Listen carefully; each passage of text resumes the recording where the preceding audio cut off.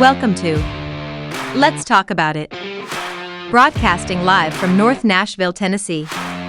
North Nashville spans from Metro Center down to the border of Bicentennial Mall, including the neighborhoods of Bordeaux, Buena Vista, Parkwood Estates, Germantown, Haynes Manor, Jefferson Street, Fisk Park, Cumberland Gardens, Oak Valley, Enchanted Hill, and many others. It's perhaps best known for the 3 universities housed here, including Tennessee State University, Fisk University, and Meharry Medical College. North Nashville is also home to the Tennessee Titans practice facility. The Tennessee Titans will begin construction on an expansion project at St. Thomas Sports Park, which will almost double its current footprint in Nashville's Metro Center neighborhood. The plan includes 60,000 square feet in additions, including a new building situated along one of the practice fields, and major renovation of spaces within the existing 75,000 square foot building. Now live from North Nashville, Dr. William Head. Let's talk about it. Good afternoon, ladies and gentlemen, and welcome to beautiful North Nashville, Tennessee. Not to be confused with North Little Rock, Arkansas, which is a municipality unto itself. North Nashville is a section of the city where a great number of African American citizens live and carry a great deal of political weight in Metro. I was a little stunned this week with the lack of news other than the weather, and we had a shooting in New Mexico, and if you listen to what I just said, it is completely without merit that I was not disturbed by a young man shooting 3 elderly women who were near my age, 79, 70 plus, and 97-year-old women in New Mexico just on a shooting spree, shooting through a house. These shootings are becoming far too unremarkable. They are getting to the place where it's almost an expectation that one will occur at least every week. And so far, the perpetrators have disappointed us by living up to that particular level. There was a shooting between 2 motorcycle gangs in I think it was North Carolina, in Georgia, in Augusta. A motorcycle club took a trip up to Augusta all the way from Florida to face off with a local motorcycle club. It just keeps rolling, and it keeps getting even more bizarre each time. Shooting into a house, a gang war between 2 motorcycle clubs, 2 young men shooting 2 others. It just rankles you. It's gotten to be too regular. It has gotten to be something that seems to be a necessary evil or something. It's ridiculous. Of course, you talk to Good Betty Governor Uncle Willie of the state of Tennessee, who gave us a sly, slick, and demented wink at the end of the legislative session by announcing his recommendation for gun control in the state of Tennessee.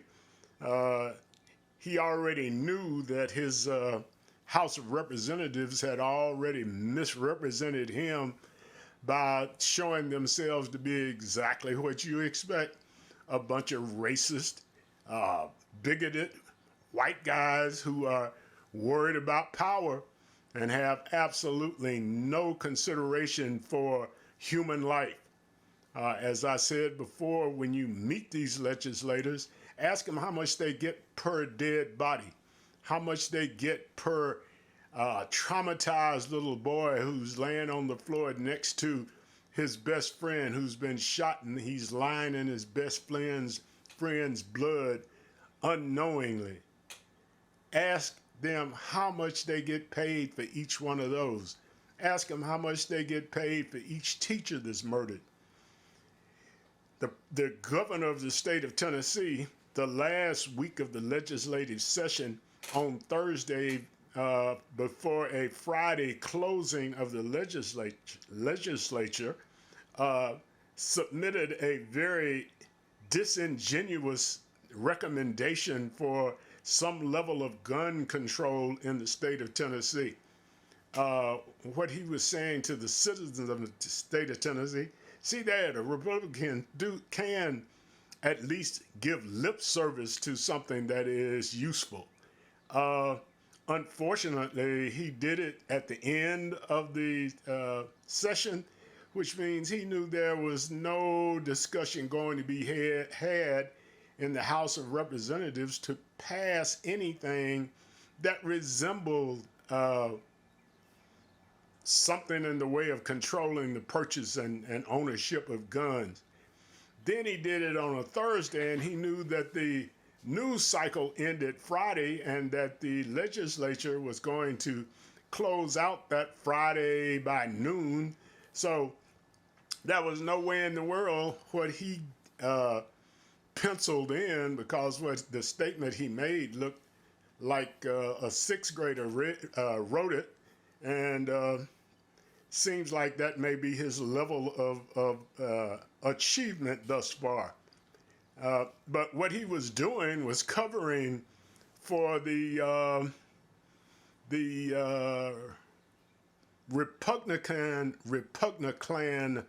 Party of the state of Tennessee, since they had undressed themselves in front of everybody, and everybody got to see their sheets.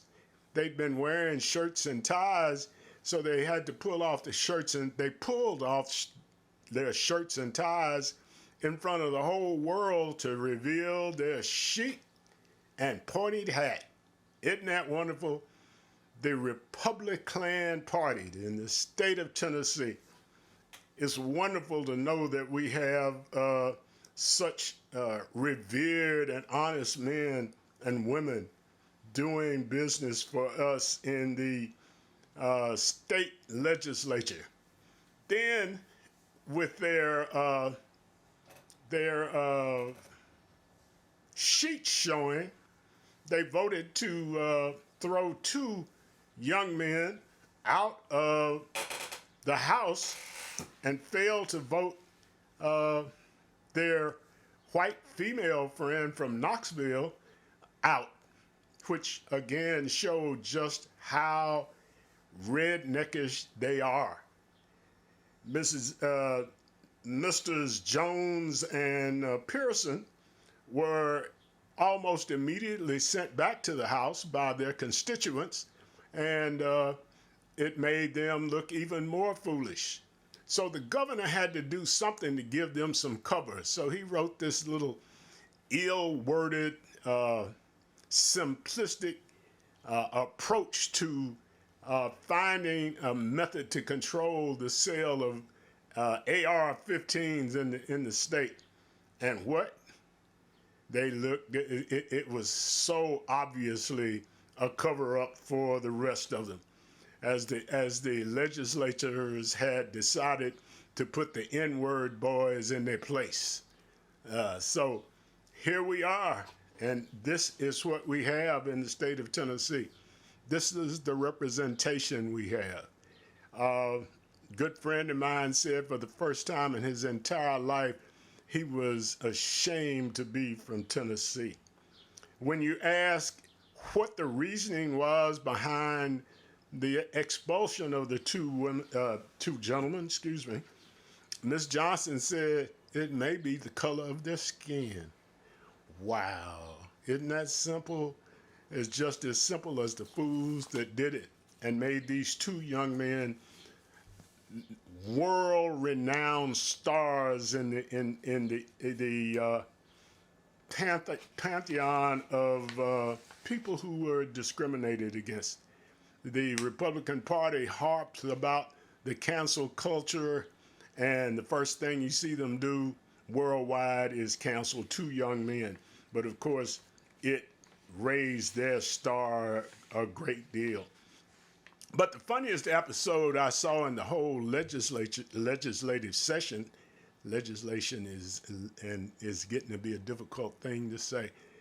The funniest thing I saw the entire session was the legislator who was concerned about the fact that the people in the hallways who were demonstrating cheered when the mortality of the members of the House was discussed, when they would die. And it came to my mind that undoubtedly he thinks that he is bulletproof. He keeps passing legislation that widens the opportunity to purchase attack rifles. So, like, the bullets are going to know that he is a state legislator and will pass him by. Never seen a bullet with a name on it or with a brain that could make that decision. So, sir, just like everybody else, you're right in the line of fire along with your children and your wife and your mother. All of them are in the same level of fear as anybody else. Ask the 3 9-year-old girls who lay in a puddle of blood at Covenant Church. The governor winked right at them and said, yeah, you girls died for a good reason, so we can keep our guns. He is probably the worst. Nah, I'm not going to make him the worst. You got to talk to Mr. DeSantis down in Florida to get that together, and the gentleman down in Texas. Why is Covenant School trying their best to suppress the information written by the person who shot up the church, the school, excuse me, which is a part of the church? Are they trying to keep the word down as to what happened that led to this person being so angry that they went to find the 2 children of the headmaster in his absence and killed another little girl plus 3 adults? Mr. Governor, I'll take that back. Governor, what are you going to do? It supposedly, the governor's wife's good friend was the substitute teacher who was killed in this shooting. I wonder what she feels like. I certainly would love to hear her speak out on gun control, if she has an opinion or a desire. I think her husband is doing a lousy job. She might do a better job of explaining what in the world he is thinking about. Condolences to the family of Mr. George Evans, who was longtime commissioner of officials in the Southwest Athletic Conference. The SWAC, as most people know it, is composed of, I think now, 15 or 16 HBCUs, private and state supported HBCUs, and his passing is difficult, of course, for his family. To this weekend, Tennessee State alum, former world record holder in the long jump, Ralph Boston will be celebrated in his homegoing ceremony in Mississippi down in his home area. And we are very, very sorry to hear of his passing, and we pray that the family will be comforted. On something completely foreign to what I usually talk about, the NBA lottery occurred the other day, and the San Antonio Spurs and their coach are ecstatic since they got the first lottery pick. This young man out of France, Victor Wembanyama. Somebody call and give me a lot of static about not being able to pronounce his name. Victor Wembanyama is the projected #1 lottery pick in the NBA draft. Now, in all of the pictures and descriptions, this young man is a generational talent. And I do the air quotes. Generational seems to be getting to be more and more widely used and more widely abused. This young man has a great deal of talent, and only time will tell whether or not his talent will be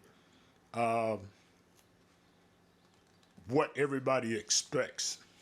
A high school teacher and coach in Maryland confronted a young black kid in school about why black folks, skin folks, and kin folks can use the N-word indiscriminately, and he, being a white man, cannot. And a student in the class took a video of this gentleman's argument with a student about something that made no sense to discuss in class. And the young lady who took the video was sent home for 3 days. Eventually, the teacher and coach was fired. I would say that the school system in whatever city they're in is going to have some explaining to do in court, as I don't know how you're going to justify throwing this young lady out of school, no matter what you say. I think the Titans are on the upswing. You know, I'm not a Titan fan necessarily. I'm for anything at home. The Titans have been quite divisive for me because of the personnel decisions they make, the people they pay, and the people they won't pay. People leave Nashville from the Titans and become all pros, and we pay some guy $88 million to be an offensive tackle. Say who? Do what?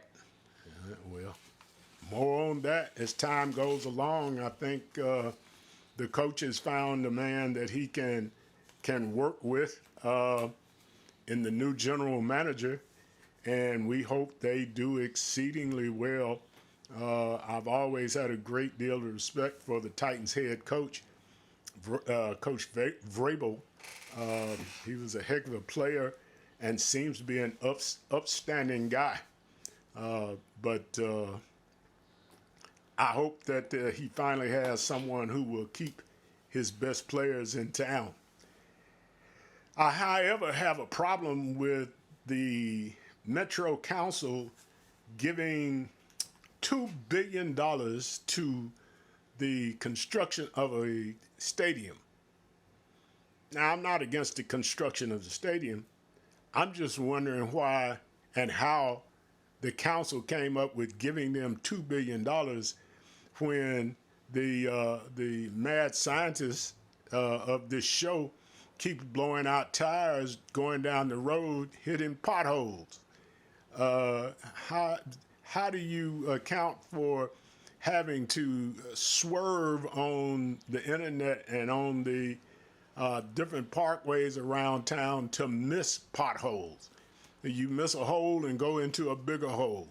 It's washed out. How can we contribute $2 billion to a stadium when the infrastructure in the city is going straight to the dogs? It is absolutely unconscionable that the needs of the citizens of the city are not being met, and we're putting up a stadium. We're financing part of the stadium anyway. That makes no sense whatsoever. Clean up your house before you start fixing someone else's. The homeless can't find shelter. The mentally ill are left on the streets to fend for themselves. I don't know how long you've been in Nashville, but Nashville used to have some fine facilities that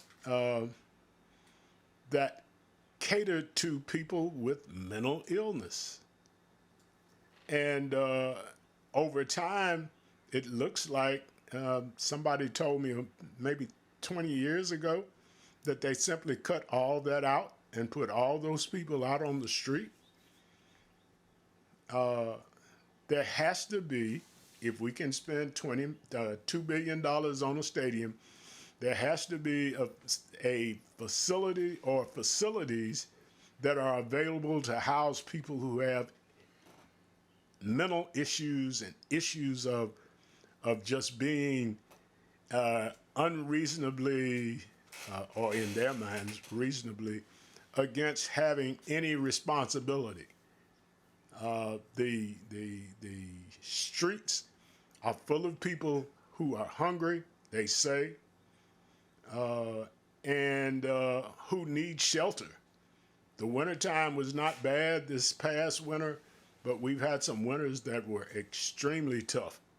Now we're going to have 98, 99-degree days, and people need places to go where they can find shelter, a place to take a shower, all sanitary facilities, and we are not providing it for them. But we can build a stadium. Well, I'll leave that there. Because of some scheduling difficulties, today we will present for you a previously recorded show that we did with the people from Vanderbilt Memory and Alzheimer's Center, Miss Cowley and Dr. Gifford, who were so kind to come on the show and talk to us about what they do and when, and looking for folks who are interested in finding out about how to keep their memory, how to enhance their chances of not becoming, not developing dementia or Alzheimer. So enjoy. It's informative, and I think you'll learn some things that you did not know previously. So let's go to it. Today we have with us a friend who has been with us before, Dr. Catherine Gifford. Hello. We're happy to be Hi. here. I'm glad you're still there. Hope I didn't overdo it. No, I don't. I hope I overdid it. Dr. Howard, tell us about your research and all that you're trying to investigate with Alzheimer and the loss of memory. Absolutely. Well, I echo Pam and say thank you for having us on, because as everyone can probably attest, they know somebody who is affected with Alzheimer's disease or dementia, either personally, or they know somebody of somebody. It's a widespread disease, and it's a devastating disease where people lose. The person with Alzheimer's disease loses themselves, and then their loved ones lose that person and they slowly get to watch that person who they've loved lose their mind and ability to think and be the person that they were. So we're really at the Vanderbilt Memory and Alzheimer's Center, we are dedicated to understanding the risk factors for Alzheimer's disease, with the goal of developing new treatments, and ultimately having a world without Alzheimer's disease. That's really the overarching goal. You just mentioned risk factors. As I get older, and as some of our listening audience gets older, we are very, very conscious of losing our memory and going into dementia and Alzheimer's. Tell us the difference between Alzheimer's and dementia. Yeah. So that's a great question. So the term dementia is essentially just describes a set of symptoms. So when we say dementia, we're talking about people who have problems with their memory and thinking. And those problems are to a degree where that person is now having difficulty independently managing their life. So they might be having trouble driving, getting lost while driving, having accidents, not being able to keep up or take their medications.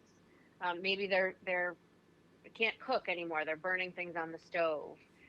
Even, as we progress, not able to bathe or dress themselves or things like that. So that's what it doesn't tell us why.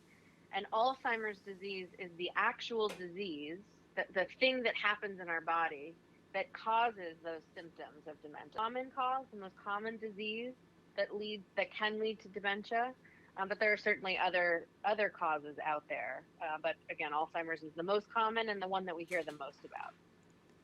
So important is continuing to use your brain, or is it important that you continue to be engaged mentally with something significant to you to avoid these memory losses and, of course, the end of life? Yeah. So it's very important. I mean, the brain we think of as almost like a muscle, in that if we don't use it, we can lose those skills and those functions. So I think the most important things to do are to stay, well, there's many things that are important, but of the most important things are to stay mentally, but also physically active. There's a lot of research, and the research is all the same. The data points all in the direction that if we exercise, if we stay physically active, that is one of the best ways to increase the amount of brain cells that we have, strengthen the connections of our already existing brain cells, and do so in a meaningful way, meaning that the gains that we make stay, and we can see them across all areas. This is 10-20 minutes 3 to 5 times a week, getting our heart rate up, maybe even just walking through the house or up and down the flight of stairs a couple times. It feels like a huge thing to do, but if we break it down and make it small and tiny, it can be easier to do. So physically and mentally active that's the really important. So even the smallest activity that raises your heart rate is preferable to sitting on the couch wasting away. Absolutely, exactly true. Anything that gets your heart rate going a little bit, and again, you can get your heart rate up when you're sitting on the couch. So you could be creative, but absolutely, yes, anything that gets your heart rate going. Pam, since we're not talking to you much today, I want you to right now tell everybody how they can get in touch with you and the Good Doctor. Oh, yes. I can give our email address and also our phone number.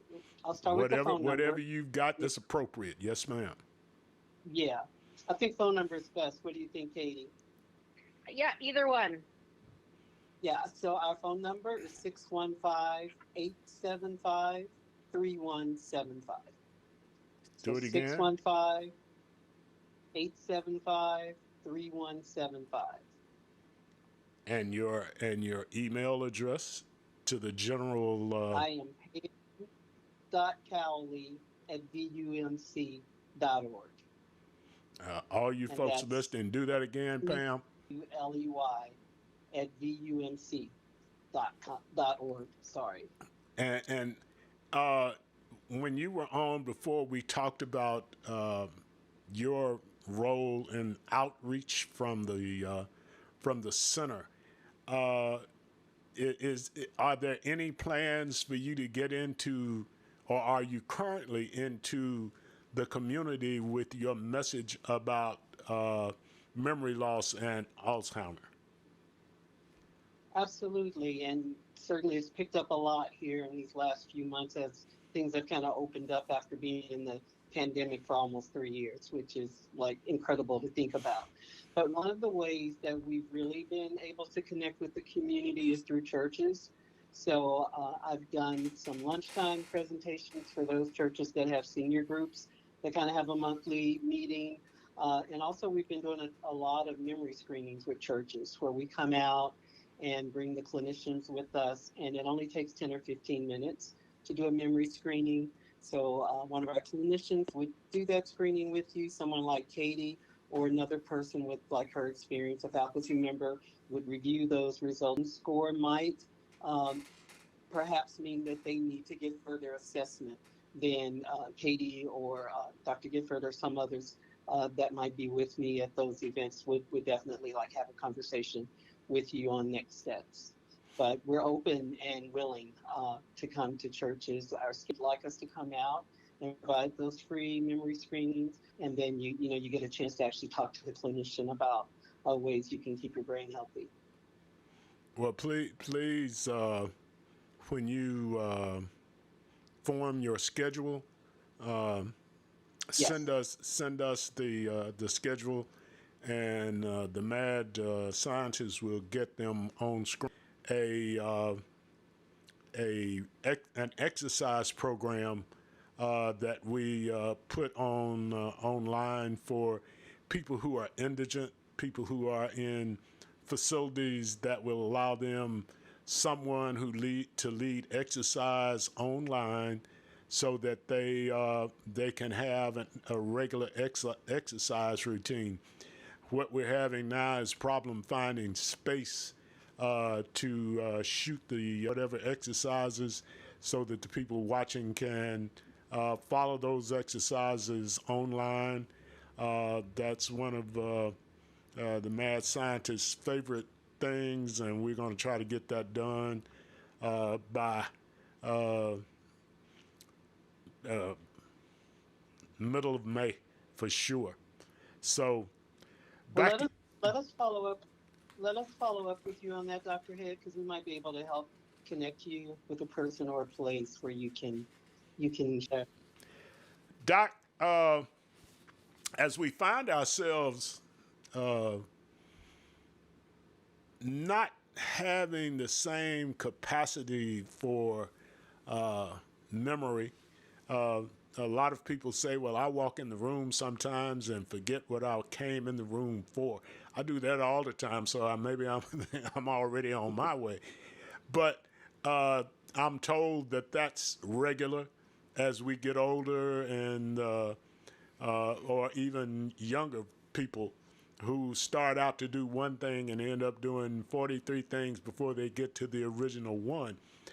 How important is it that folks who feel that their memories are lapsing somewhat to see a anytime we feel our memory is slipping or something is not the same, just our screeners that can be done, sort of like the memory screens that Pam was talking about. We have one brain, and we Place the brain, does the brain not regenerate itself over time? well, the brain. So it depends on what we're regenerating new brain cells by being as active as possible. There's still so improve. Watched or unconsciousness is are, uh, are of the opinion that they are simply on death watch when all the time as you see them recessive cavern of darkness. It's hard to explain. Stimulate the end of their Devastating process to watch, and it's and that's if you were a musician earlier in life or you knew how to play for example piano. I can hear you, Dr. Head, but I think we lost Katie. well, I'm looking at her number and it's on here. Let's see. Add call. That you, Doc?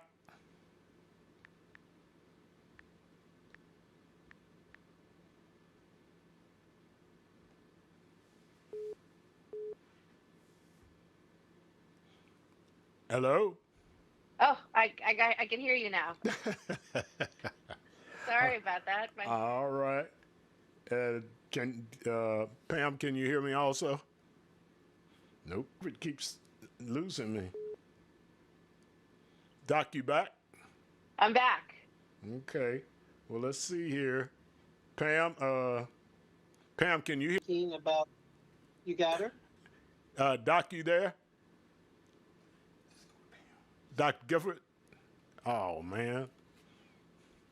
I see your number, but I don't hear you. Oh, goodness. Hold on a second. Okay.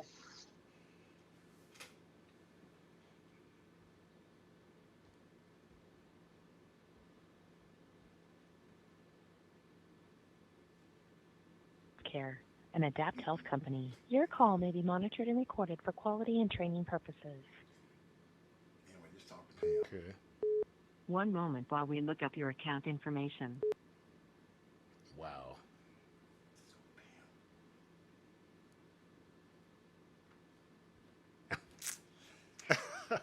This is getting real crazy. Pam, hold on a moment. Doc, are there any early signs of decline in memory and a heading for the precipice of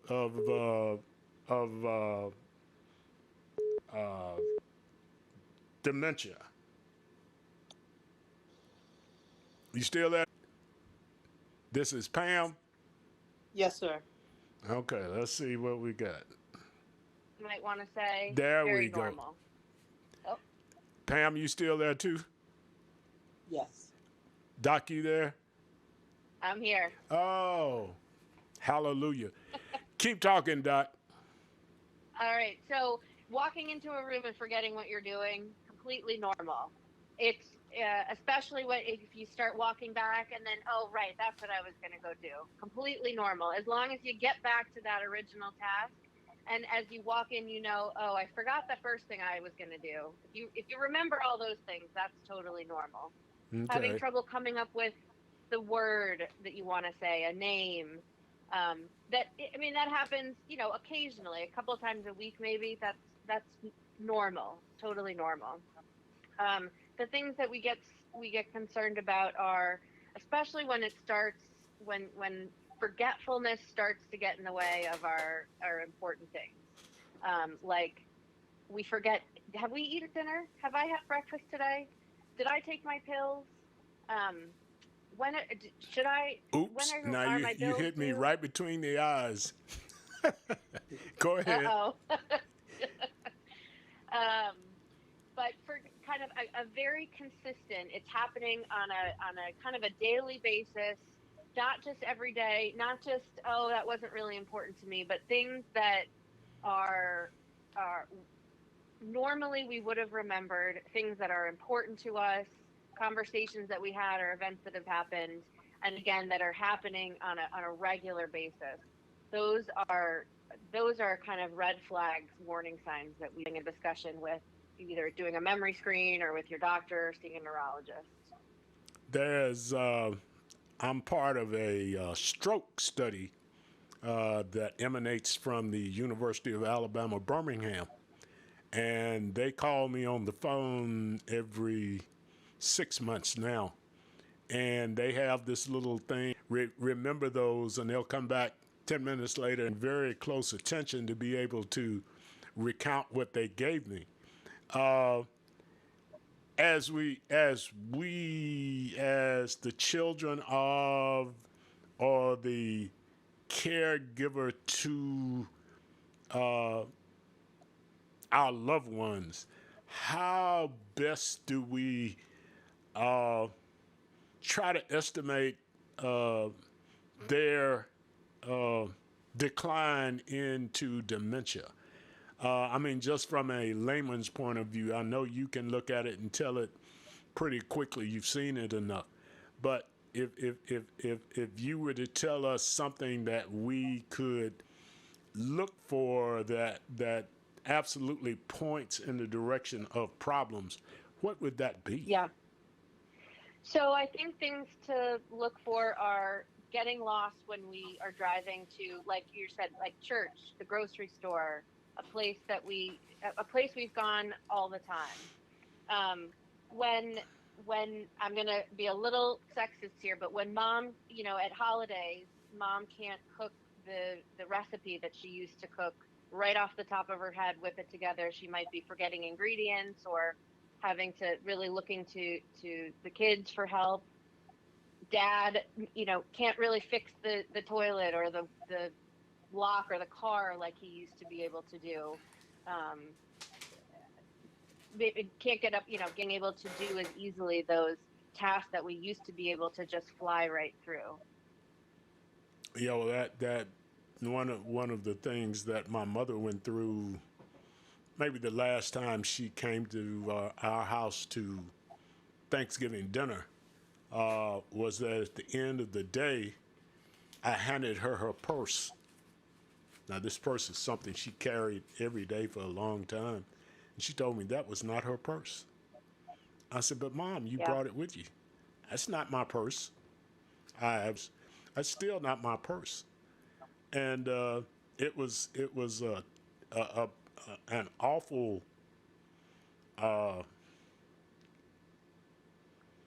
feeling to see her confused at that point, even to the fact of something she had that she kept close to her heart all the time, and could not recognize it.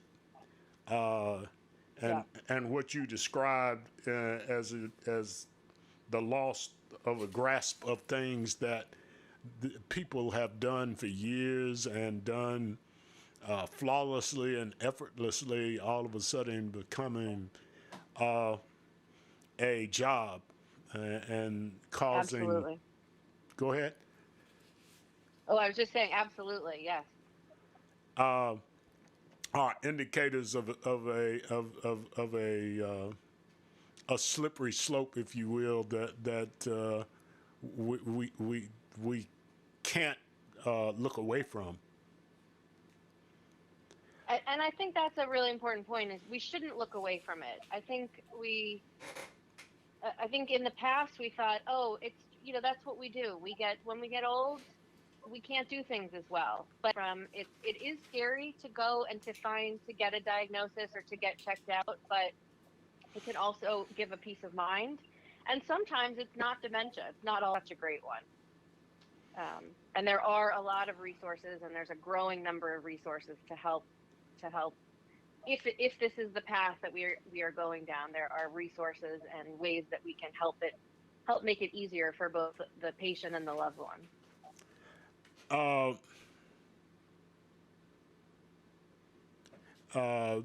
Doc, one last question given my mention of the Regards Project at the University of Alabama, Birmingham. Stroke is caused by a lack of blood flow to the brain. If we have loved ones who are engrossed in heart disease and possible strokes, is that also a real thing, a thing that we really need to watch as it relates to the loss of memory and the ability to do things? Absolutely. That's one of the focuses of our specific Alzheimer's Center, is to really look at how the heart and how the brain are connected. Because we're learning that what we used to think that the brain was just this in its own world, and it would take the resources that it needed regardless of what was happening neck below. But we're learning that that's really not true. And what's happening in the heart when our heart is not pumping the way it should, whether from heart disease, high cholesterol, high blood pressure, whatever it is affecting our brain. And we're trying to learn more about how does changes to the blood flow in the brain and the Alzheimer's disease, how are those working together? And we think that that is a major risk factor, and potentially a reason for why some people, some groups of people or some individuals are more likely to get Alzheimer's disease than not. But absolutely, yes, very important to monitor heart health and stroke for stroke reasons and for Alzheimer's and dementia. Pam, I know we have sort of left you out of conversation, which is not particularly fair, but we're getting That's okay. a laboratory I'm Dr. Richard's biggest fan. description of what you explained so well in layman's terms. What is it that the community can do to become more active with you and the Memory and Alzheimer's Center? We or stopping it, and we all need to know how best to approach it. The inevitability of what life will be. Where and under what circumstance can we get the best possible mileage with you and the center? I would just say give a study here. I participated in one of the studies here. So that's a great way to get a number of free assessments that really take a picture of your overall health. And our phone number, again, is 615-875-3175. That's 615-875-3175. And our next memory screening will be at Galilee Baptist Church on Herman Street. We'll be there on May 6th from 10 to 1 p.m. You said Galilee Baptist Church on Herman Street. So it's right here in the hood, ladies and gentlemen, North Nashville. You have no excuse for missing it. It's on Saturday, and we'll be there from 10 to 1. That'll be Saturday. Okay. Well, it sounds like I need to get there and at least say hello. Maybe we can get the, what time do you start Saturday? Say again? Yeah, we're going to start at 10. Yeah, 10 a.m.? May 6th, that's Saturday, 10 a.m., and we'll be there till around 1. The Mad Scientist goes to church on Saturday, so I don't know that we can get there and take any pictures. But that's okay. But we would love to partner with more churches. So please reach out to us if it's a service. Well, I want you to call. I want you to call Reverend Edwin Sanders at Metropolitan Interdenominational Church. Tell him I sent you. Okay. And I'm going to. All right. And Sunday I will initiate him into getting in touch with you. If you had one thing that you'd like to leave with our folk that watch and listen to us, what would it be, Pam? Yeah, I want Katie to say, but what I would say, as somebody whose mom had Alzheimer's, my mother, from the time of diagnosis to the time she passed away was 12 years. And one of the things that one of the nurses used to always say to me that was in the nursing home that she eventually lived in was that your mother is still in there. And one of the points that Katie made was that the part of the brain that hears or interprets music can still be there even though that person can't communicate in any other way. So one of the things we enjoy about working with churches is trying to help families that have a faith and have a history with the church to try to stay going on. And Katie, I'll hand it off to you to share what your closing thought would be. Thank you, Dr. Head. You're more than Yeah, welcome. I would agree. I think I would say that it's a scary and a devastating process, but we can't fix it and we can't address it without people asking questions. And whether that be going to the doctor, whether that be coming out for events or memory screens, whether that be participating in research, this that is one of the most important ways for us to work as a team, as a as a community to eradicate this just awful, terrible disease. It is Absolutely. scary as all get out. Uh, Many people I talk to, as you and I discussed earlier, say they would really rather have a terminal disease than to be healthy and sound and go down slow with the loss of memory. Doc, I had a notion just now. The the thing of concussions in sports are is becoming a real barn burner, and in relationship to what you're talking about with Alzheimer's and memory loss and dementia, uh, may be something that is very, very consequential over time, and that is not at all to tell you what you're doing. But I just had that thought a moment ago. Thank you, ladies, for being with us. We are happy to be of service to you. Hopefully, we are of some service to you, and you are serving the public very well. So we hope to continue our relationship. Pam, we're gonna have to put you on, get you a show on the online so that you can talk about memory and the things that are going on at Vanderbilt that are available to the public that are Vanderbilt does some fabulous things in the medicine area. So,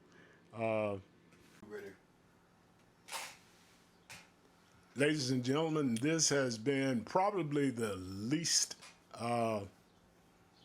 interesting show dialogue that I've done, simply because this has been a poor week for news that did not include CNN and 45 collusion for a town hall meeting or something of that nature, which I refuse to talk about because it denigrates everything else that goes on around us.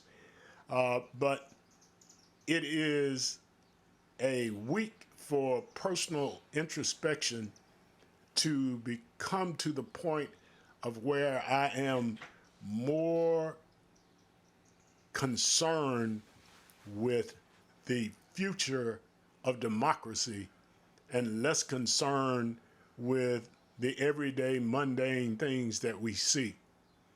The Republican Party is pushing for power so that they can control our lives for the next 20 or 30 years with all of this negative legislation that they're pushing. They have offended just about every group in the country. Black and brown folks, poor folks.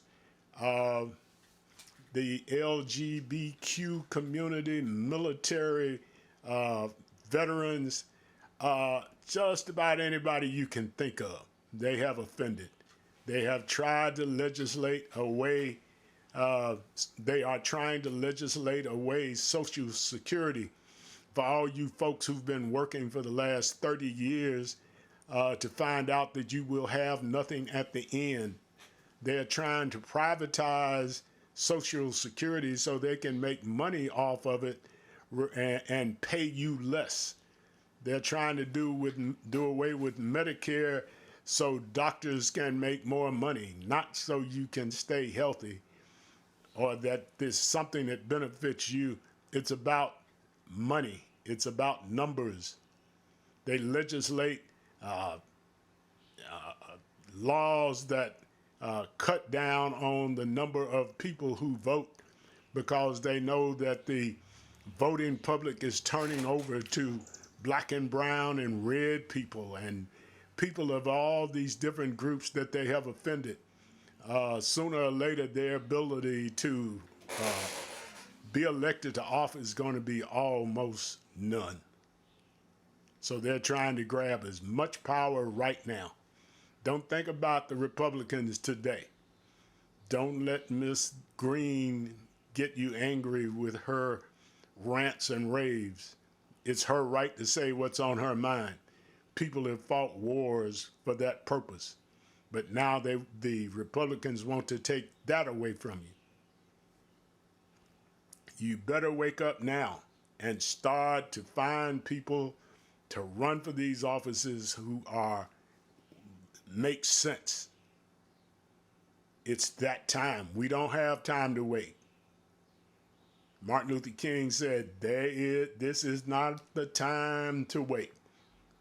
This is a time for action. And your action is to find people who are qualified for office and elect them. Get out and make it happen. With that said, my usual closing comes from the late Reverend Dr. Dale P. Andrews, former Dean of Homiletics in the Vanderbilt University School of Religion. I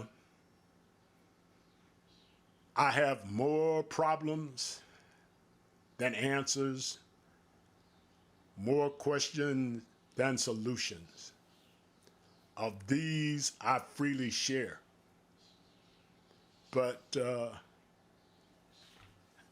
Reverend Robertson says, don't allow yourself to lose faith because things happen that make no sense. And the question is, why should I hold on to my faith? Why? Because we have access to our own authenticity. We are us. Why? Because we have abundant life. Why? Because we have one another. Why? Because we have Jesus. Why? Because we know Jesus is the way, the truth, and the life. You have been listening to Let's Talk About It, and I am your host, William Head. Have a great weekend.